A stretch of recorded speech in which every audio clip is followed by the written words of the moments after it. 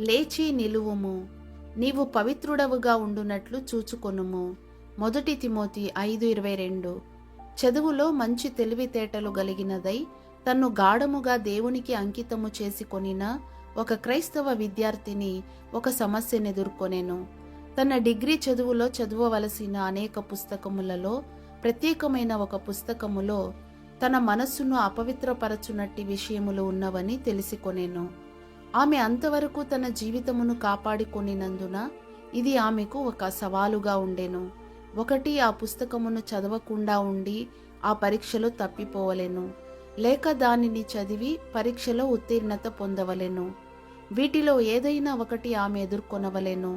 ఆమె దాని గురించి ప్రార్థించి తన మనస్సును అపవిత్రపరచుకొనుట కంటే పరీక్షలో తప్పుటయే శ్రేష్టమని తీర్మానము చేసుకొనినది.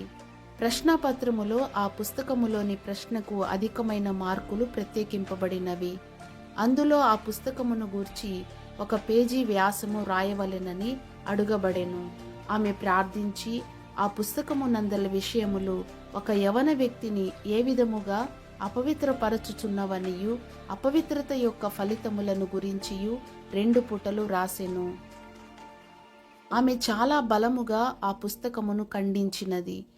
పరీక్షా ఫలితములు వెలువడినప్పుడు ఆమె ఆ కళాశాలలో తనతో చదివిన వారి కంటే అత్యధికమైన మార్కులు పొందుటను చూచి ఆశ్చర్యమును ఆనందమును కలిగెను.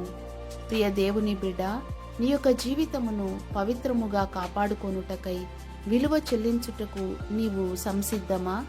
నీవొక వెన్నెముక కలిగిన క్రైస్తవుడవుగా ఉండవలెను. ఒక గుర్తింపబడిన కార్యము కొరకు స్థిరముగా నిలువబడని వాడు దేని కొరకైనను ఎటువంటి కార్యమునకైనను పడిపోవచ్చును. పరిశుద్ధత కొరకై నిలువుము. నైతిక పతనమే జీవితములోని అతి గొప్ప పరాజయము.